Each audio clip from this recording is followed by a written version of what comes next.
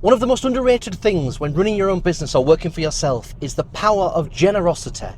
It is absolutely massive, and it can be on its own almost an advertising method.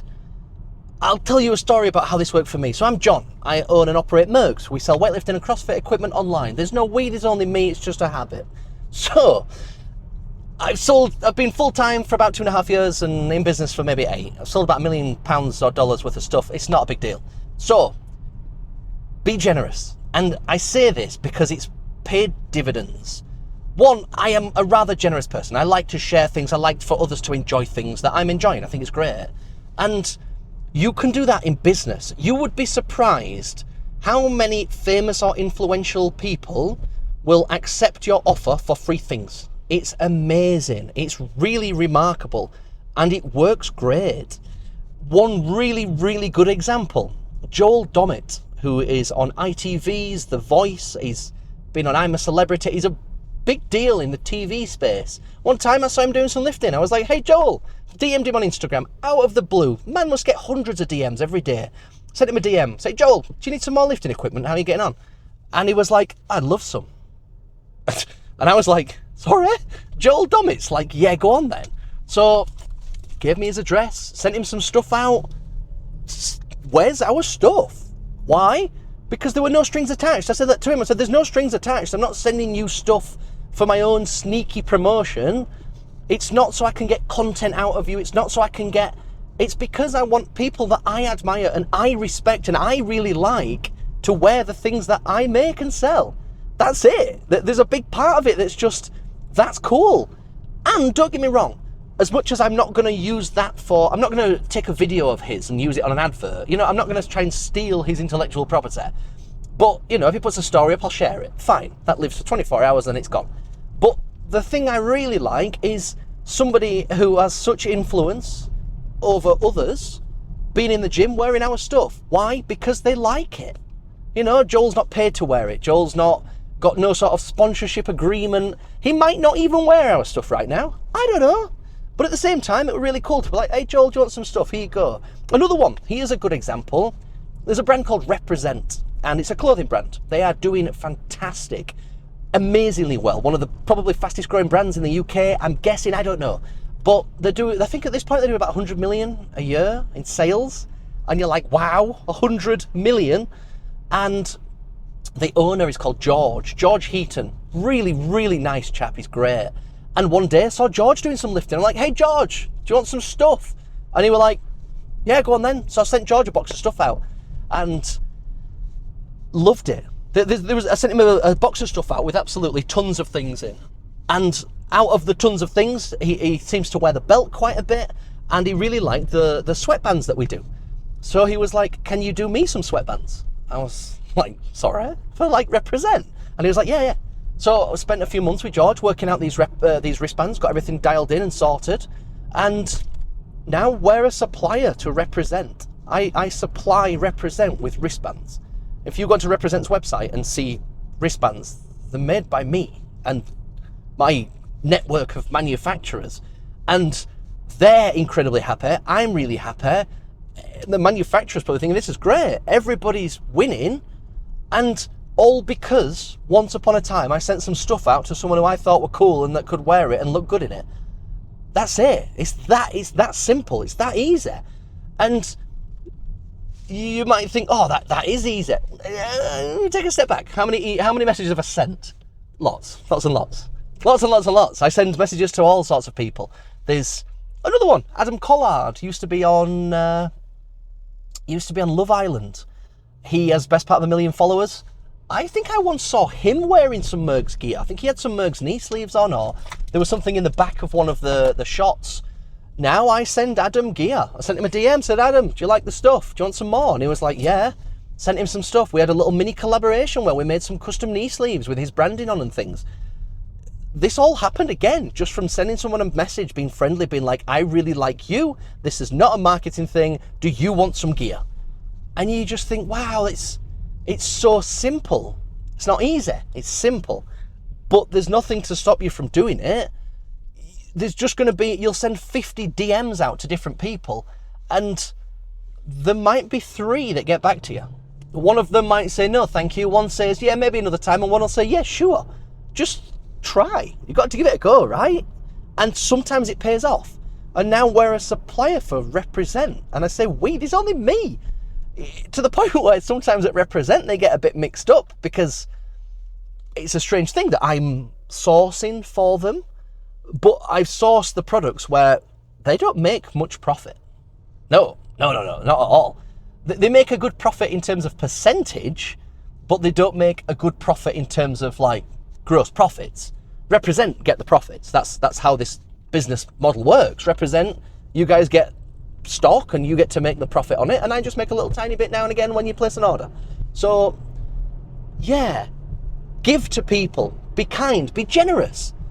The same applies when it comes to a returns policy. I consider it part of my business at this point to lose a few pairs of knee sleeves that people either don't measure up for and they split within a week or two. I give a full 12-month warranty. People will split knee sleeves because they've bought the wrong size. In the same way that if you squeezed into a pair of shoes 2 sizes too small, well, of course they're not going to work, or they might break, or your feet will hurt, like obviously. But I offer a really generous return policy. And I'm only saying this because it's almost like nobody else does. Make your return policy your USP. How much confidence can you have? Like, so you come to Murgs, you're like, I want some knee sleeves, but I'm not sure. That's where most people are in the buying process. I'm not sure. I then say we've got 60 days, full use, return and exchange. 60 days to use it. I don't expect you to have to put some knee sleeves on and do a few air squats in your front room. That's not equivalent to training in a product. You know, it'd be like giving you a new steering wheel for your car, being like, no, you can't drive with it. You can just hold it. You'd be like, well, you kind of get half an idea. So it's a full use policy. And then there's 12-month guarantee on all knee sleeves. 12 months, there's people that email me 11 months and 29 days in. And they're like, they've split. Rules, here's some more. There you go. Have fun. Thank you for choosing Murgs. You know, it's so simple. And you just give them a thank you as well. And people respond in a weird way because they're surprised. Why should someone be surprised that they've not been shafted by a company? It makes no sense that big companies with 14-day return policies and no warranties. And I mean, I bought a fridge a few years ago, a Hisense. It's a top and a bottom big fridge, I don't know. And it had a 1-year warranty. And I'm like, I'm spending £1,000 on a fridge that might not last much more than 12 months. That might cost me £100 a month. I went into that hesitant, being like, I hope it's not knackered quick. If Hisense had said, here's a 3-year warranty, which that same fridge has lasted 3 years, absolutely no problems, I'd have been much more comfortable and found that buying process much easier. So to me, it's just part of the business, you know? If somebody sends a product back and they are worn beyond belief, then they just go in the bin. It's just part of it. Because you might think, but isn't that just a waste of money? Well, it depends. So the products that I get back, some people are gross, okay? If they split, they go in the bin. If we've had this happen many times, somebody's bought knee sleeves, tried them on to their orange fake tan legs, and all of a sudden now the logo, the label inside that says the size guide it's now orange. And you're like, well, these are not sellable at all. But what Murgs has is, it's called Murgs Free Cycle. And I wanted a way to put these products that are not fit for resale into circulation. So I send them out for free. I've got a link on the website called Murgs Free Cycle in the main menu, if you're interested in taking a look. And just a quick one. That's why I show you the brand. That's why I tell you all the numbers, because you can go have a look. This is not BS. This is not all just, John's telling me what he thinks I should do. No, I'm just showing you what I'm doing. Not to prove it's working, but it's kind of a live test. I can show you the results on. It's great. So yeah, Murgs Free Cycle, you sign up, there's a bit of a form, you put in all your different sizes for what size knee sleeves are you? What size weightlifting belt are you? What size this? What size that? And then every now and again, when we get a box of returns back from the warehouse, everything that's not fit for resale goes to Murgs Free Cycle. It just gets sent out. So I'll send out a order confirmation to a customer and say, hey, do you want these knee sleeves, the size large, the grey, and you just pay postage. You pay $4.99, just a flat postage fee that covers me to chuck them in a post box and send them out to you, and you just get them for free. So that's what I do with the stuff that doesn't get sold. So what? I get free gifts for existing customers. People get the confidence and faith in a product, knowing that if it's not what they want, they can send it back. And they get in 60 days for the 60-day return policy. And then they get 12 months on it as well. People have got no good reason not to buy. You can also pay with Klarna or ClearPay. And it's like, you can have these knee sleeves, use them for 29 days, send them back, get a full refund, and never have even parted with any money. And to me, that I'm looking at sort of like the Amazon model, because Amazon's customer service is elite. It's terrible as a seller. That's why Murgs used to sell on Amazon. Not anymore, because Amazon really are a little bit evil. They really are. Just a tiny smidge of evil. And that's putting it politely. I think you'll recognise. And so we don't sell on Amazon, but I am taking their policies, what they do, how they operate, and just trying to, make a business that's helpful to others.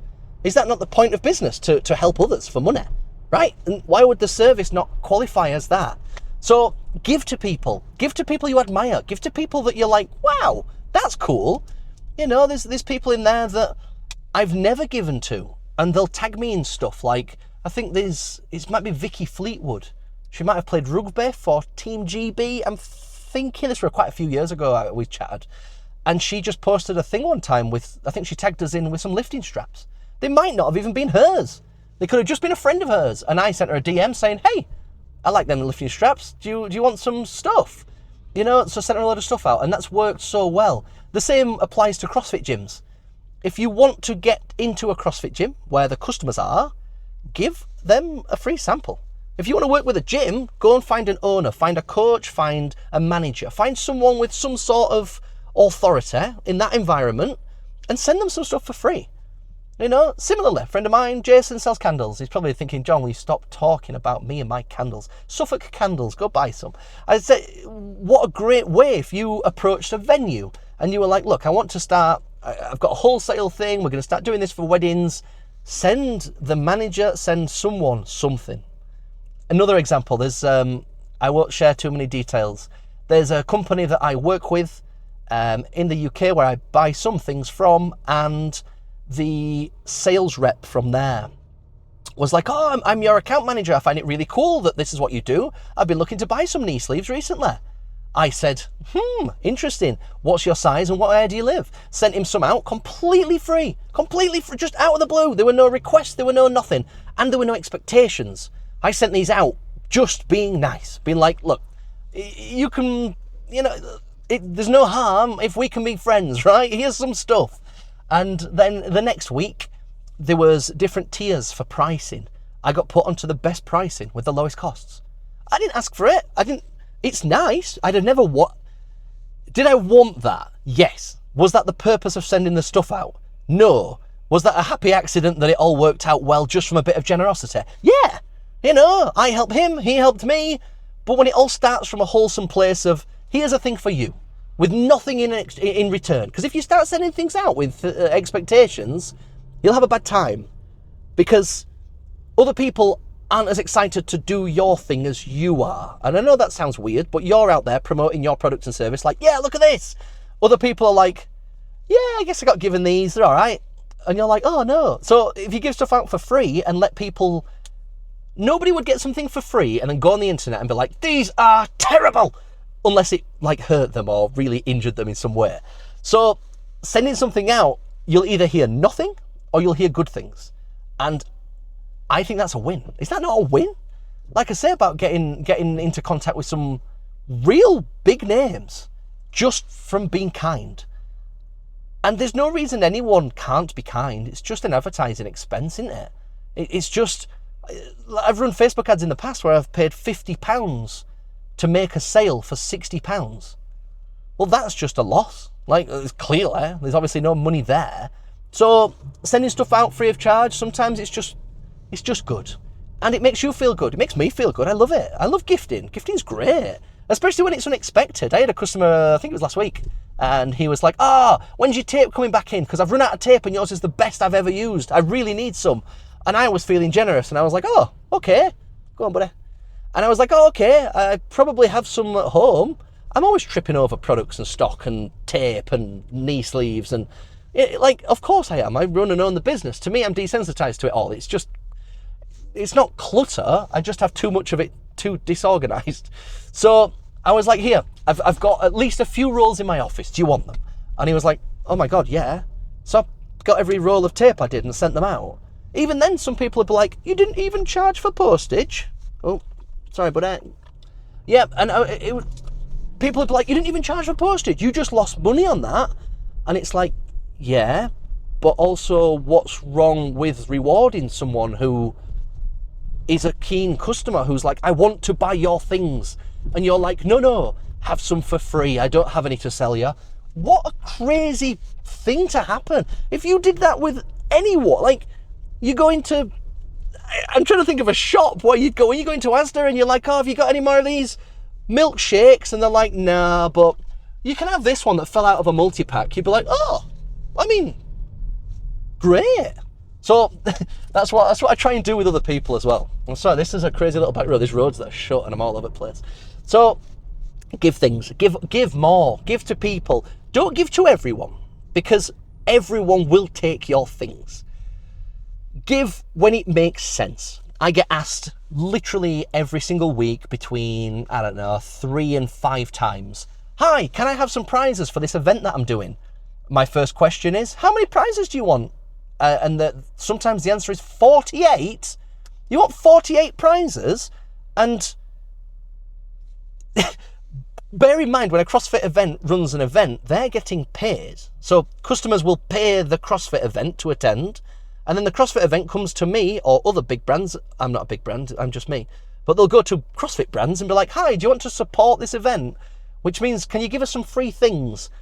And they just don't have a lot to offer. I've given so many prizes to so many events, and it's not worth it. It's not worth it. It might be worth it if you're a bigger brand. If you're Red Bull, you can afford to send a full pallet worth of cans of Red Bull to an event. Of course you can.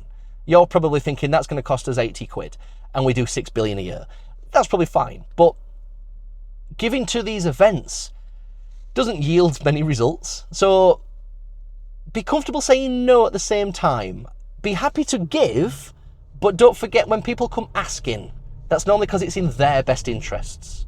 But when you can give and it's in your and the recipient's best interests, it's the same end result, except it just makes more sense.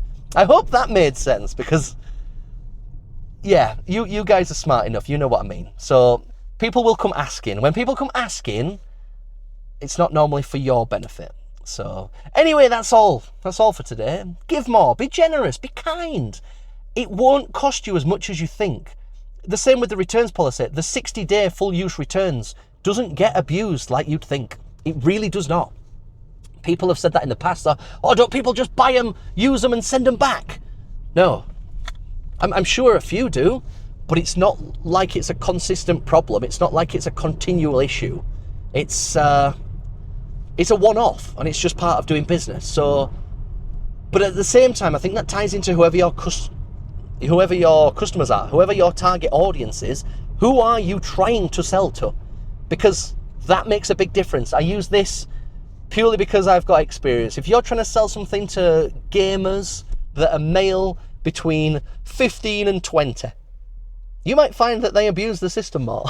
And I only know that because I was a male that used to game between age 15 and 20. I never used to game the system on anything. I'm rather pleasant. But at the same time, that demographic that has slightly less care for a small business, perhaps they might be using mum or dad's credit cards to facilitate purchases or request, just bear in mind who it is. At the same time, if you're trying to sell things to elderly people using an online business, you might find you have a little bit of trouble because they're not quite as computer literate as you wish or you want or you need. So your target audience does make a big difference in how things go. My target audience is 25 to 45, maybe 50, male and female. It's nearly 50-50. And it's people with slightly higher income because CrossFit can be a bit expensive. So, there's a few factors that go into something. One time I heard a story of somebody trying to write CVs or resumes for people that are looking for work. Well, that doesn't work because they have nothing to pay you with. They need a job. And it's like, oh yeah, that is a big deal. Like, people need to have money to be able to buy things. So, target audience, very important, can make a big difference. More of a difference than you think. Not just who are we selling to and how do we target them, but are they going to be reasonable with you? Because there's some groups that are not.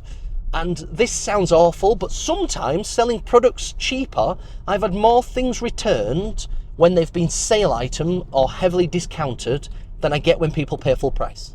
And that you would think is unbelievable. You'd think, what, somebody's only paid £10 for them, are they not just going to be like, this is fine? No. They've spent £10, and the person that only has a £10 to spend and the person that has 60 to spend, they have a different value of money. One person that can impulse buy with £60 clearly is in a different position than somebody that can only impulse buy 10. So trying to sell things for lower prices to people at lower income levels can be harder. Even though you think, oh, my items are cheaper and they're still very good, it can't be harder. I'm selling things for less. No, the people make it harder. So there's another ambulance chasing me, that's why I'll keep looking. But yeah, so just bear that in mind when you're choosing your target audience and who and what you want to sell. And yeah, just go get it. Try your best, just keep going. Just imagine it's just like a drip. You just need to put one drip out every single day. Keep that continuity. Anyways, that ambulance is going to go past. I'm going to go back to work. I'm going to catch up with you guys in the near future. Thank you for watching. And if you're interested, subscribe to my email list. One email a week, Wednesdays at 10 a.m, not p.m, that's silly. And if you find my emails not very interesting, unsubscribe. It's free, it's easy. So yeah, get yourself on that list. It's just a short summary. These emails take a few minutes to read and they're just a short summary trying to give you some Wednesday motivation. And the email list is called Lessons Learned because it's all the stuff that I've learned getting to where I am that I'm like, I wish someone told me this. I want to cut your 8-year journey down to like 3, right? I want to make your journey quicker and faster and simpler. And that's all I want to do while doing it myself and showing you how I'm doing it. So anyway, long waffle. Thank you for listening. I really appreciate your time and attention. Have a great day. I'll see you soon.